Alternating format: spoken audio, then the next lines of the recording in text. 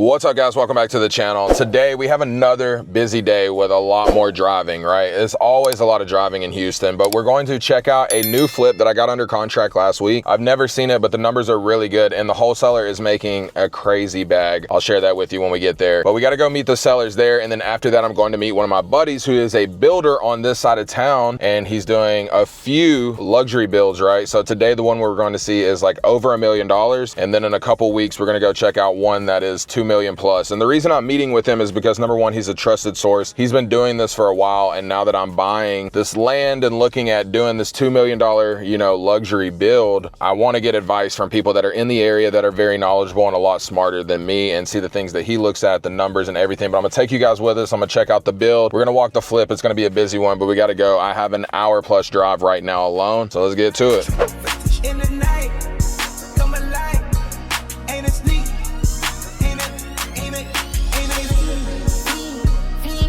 All right, guys, we have made it to the property. Beautiful neighborhood. And the thing that I love about this home is location. Location is everything in Houston. And once again, we're on the suburbs. We are in Conroe, but we are technically across from the Woodlands Mall, which is, if you know anything about the Woodlands, it's like one of the top growing areas. It's just a beautiful place to live. And due to the location and being so close to 45, the mall, and just the way of life up here, these homes are going for upwards of $400,000. And just to give you guys an idea, I already have this property under contract for $200,000, which is insane. And after I walk this property, I'm gonna tell you what the wholesaler got it under contract for, because that number is even crazier, right? And that's why I love real estate. Is like there's always a place for everybody. There's somebody to solve the problem, there's somebody to buy the deal, there's someone to sell the deal. Like there is ways to make money in every area of the deal, right? So we're about to go walk this property. He just pulled up, and we're gonna do a quick walkthrough, and then like I said, I'll talk more about the numbers, and then we're gonna go visit my buddy Eric's luxury builds that are right around the corner.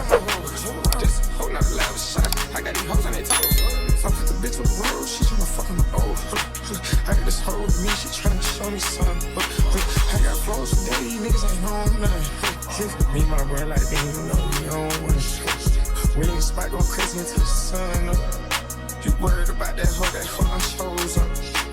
Piss all in the kitchen, can't get the cold up. What the fuck these niggas ain't like they know it. Double O kick the shit we told us. Switch out the bed, these niggas get rolled up.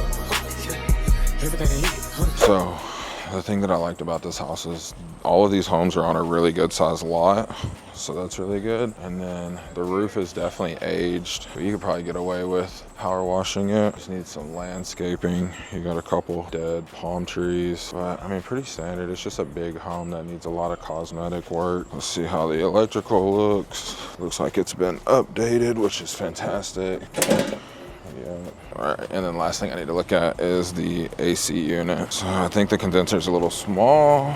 Yeah, but not a bad unit. Just looks small for this house, which I'm pretty sure it needs to be bigger. Number one, how did you get the deal? So I work in home health. Okay. So I am basically driving for dollars.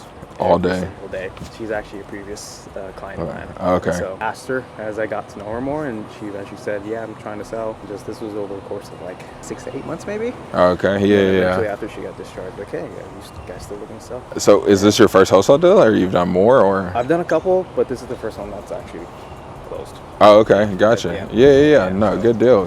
Yeah, and you're getting a lick, bro. That's good. Good for you, bro. Yeah. Like that's, I love to see it, bro. And like that's, I fucking love real estate. Yeah. And I'm gonna be honest, I'm gonna probably just close and resell it for even more. Yeah. But that's just, probably won't make as much as you, but it'll be quick and easy. But I say all that too, like if you ever have deals that you wanna like JV, if I don't buy, because I have people that'll pay more, you know what I'm saying, than I will. Like there's a deal I about bought by downtown, bro. It was a house on a 10,000 square foot lot, and the guy had it for $40,000, and I was gonna buy it for 45, and it was nothing I would normally buy. Like I buy this, like I live in Cinco, bro. Like these are the type of neighborhoods, Yeah. And we ended up wholesaling it, bro. I sold it for 70, so it's like he went from making 5K to 15. You know what I mean? Okay.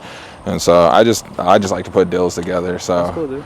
So were you wholesaling at first, or were you flipping at first? I started wholesaling. I was a broke college kid. I was about to go to U of H, and then I went to a fucking rich dad seminar, bro, and I found out about wholesaling, so I did that. And I still wholesale a little bit. Yeah, but now it's a lot of like flips, hotels, but these are the type of deals that I buy, like 1970 or newer, good neighborhood, good school districts, like the rack or the scrapyard. I don't know if you know the scrapyards back here, like the big baseball thing. My son does baseball, so like just areas where people want to live, you know what I mean? Yeah.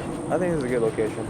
Yeah. My buddy's I'm actually, after this, my buddy's building a like $1.2 million home. Like that's the type of, like that's what I'm trying to do. I did some new builds in town, but I think I'm about to build like $2 million plus homes, like trying to go bigger, you know what I mean? I know what you're talking about. Yeah, but just this area is really good. Do you live over here too? Yeah, I do. Oh, okay. Like 15 minutes out. Oh, okay. So I'm constantly driving back. All around, yeah. So it works out for me because I'm always talking to homeowners who live in These situations. You're in the perfect demographic. It doesn't work out every time, but I always put my foot in, like, hey. Yeah. And old people know old people, bro. And it's a good way to build rapport too. Oh, 100%. 100%.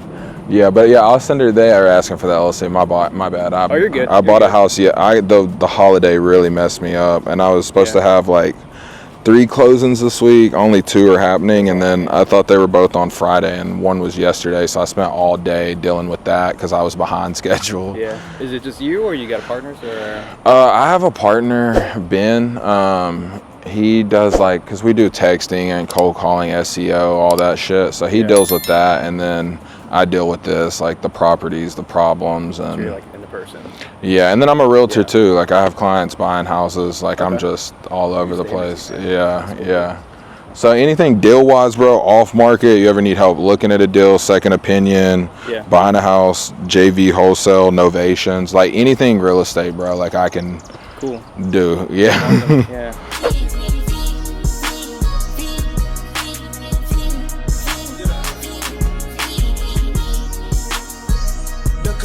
More at stake when you in your prime. Fuck that paper, baby, my face on the dotted line. I've been flying out of town for some peace of mind.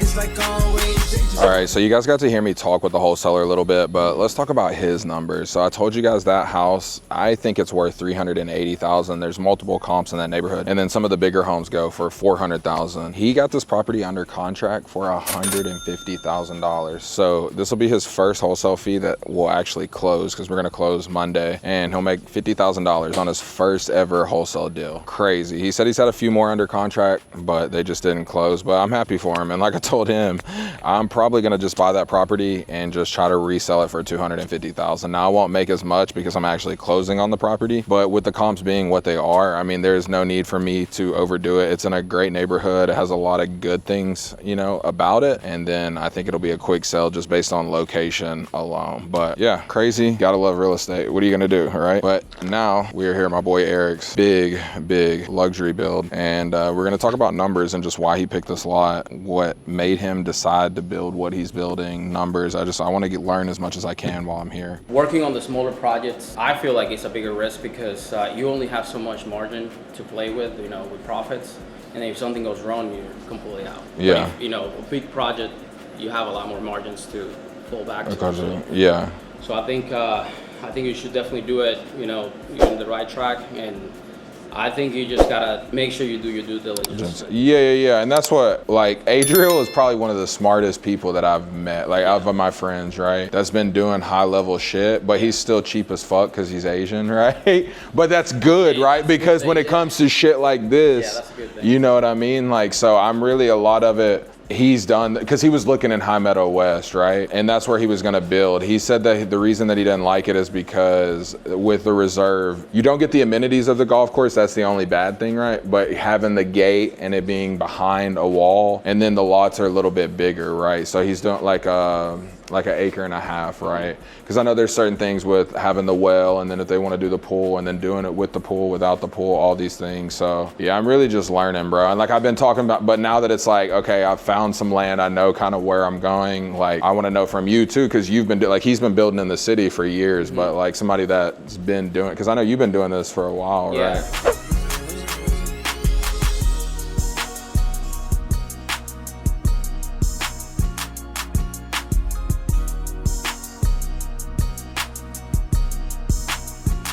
for you, right? What makes a lot feel safe to purchase, right? Like, what do you have like for instance, like I was watching what's the kid Case, because I know he did the High Meadow. Yeah, he used to live Right here. Yeah, I was gonna say I think he's on the north side, and even Adriel said like he tries to look at like. I think he said an acre like 200,000 and try to sell above 2 mil. But like, what is your, or you just look at the area? Like, how do you analyze, I guess, deals, right? It's the same way. Like, you know, it's all about the numbers, right? You look at the lots. The lots are selling for 300. You can build a house for $1 million, and you can kind of deduct all your expenses from there and kind of have an idea.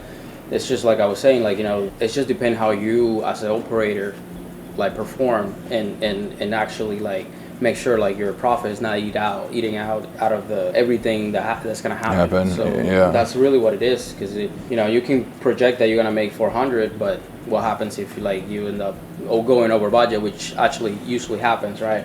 Yeah. But it's a lot better to, you know, if you're projecting to make 400 and you land 200, it's a lot better. That's a lot, yeah. Than doing, you know, than losing money or not making anything. Yeah, but you don't have a ratio you look at though, like 200, like what's the most you would pay for an acre lot that it would make sense then? Well, it depends on the actual neighborhood, because, you know, well, depends on like what the lots are selling for in that particular neighborhood. So, I mean, if it was like over there, High Meadow West, for example, like I would say maybe no more than 300, because even like the houses, I mean, I don't know if you've seen the inventory, but like there are like about 25 houses selling in that area. Yeah. And so there's a lot of competition. I was gonna say, that's where I was headed next. So, you know, that's like, you gotta really see like how can I come out on the market and be better than everybody else, because otherwise you get to just be like everybody else and you're gonna stay in the market for a long time, right? Yeah. So you gotta just figure out how to like bring better value and come maybe lower in price. Yeah. Because price is always gonna talk.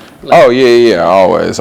Yeah. With financing for you, what does that look like? Like, I mean, obviously you have the experience now, but like your first one, you just went to a bank, or and then how are you financing now? So, like the first time we built new, we have to do it like private money. Yeah. Nobody. Even we were doing a lot of flips. You know, we had the track record for flips. They were like, oh, you haven't done new construction. Yeah. So we had to do we did 2 duplex and we did a house in Benwater, and that was kind of like, once we did those, then it was like, the banks wanted to give the money. So like, because you know, you already proven that you've done it. Yeah. And you have the track record. So now we just, you know, we work with private lender. We have private lenders, but we also have hard money lenders, and we just work with one hard money lenders, and we get a bunch of people call us, and you know, sometimes like we consider other options, but for the most part, we're happy with what you have. Yeah. No, that's good. So yeah. It sounds like you work with private money, right? Yeah. I'm very blessed in that sense, bro. So I'm just curious how everybody does it, because I'll still run off of the structure of kind of like a bank, but.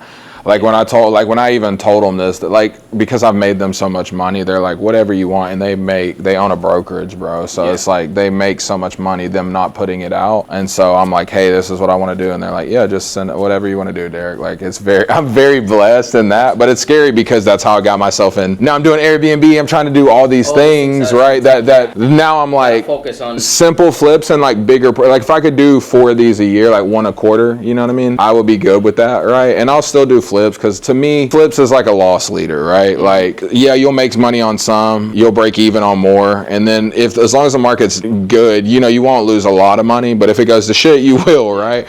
But it brings me content, it brings me deals, and it brings me referrals, and I think if I just keep using that to transition to like, this is what I'm looking for, I think other opportunities, like I never worry about finding the deals or the money, it's just more about the knowledge, right? And like, obviously you're one of the people that I've always respected, bro. Like there's not a lot of people that I'm like, I actually believe what they say, like you, Adrian, like people that you're not, you know what I mean, overly flashy, you're with your family, like, you know what I mean? I look for people who have similar values and traits that I'm like, hey, I trust, and I see like we are here, right? People can talk on the internet, but being at a $2 million home, like, and even with Adriel, like, you know what I mean? Like walking and going to see all these and like learning these neighborhoods, because I know nothing about it, but it's also like exciting for me because I get to learn again. And even with becoming a realtor, it's like I see the positive benefits of that as well. And if I could just recreate 3 or 4 of me underneath, you know what I mean, and teach, because I do like teaching, but I hate teaching people that don't want to help themselves, which, you know, you can't help everybody, right? It's a struggle. So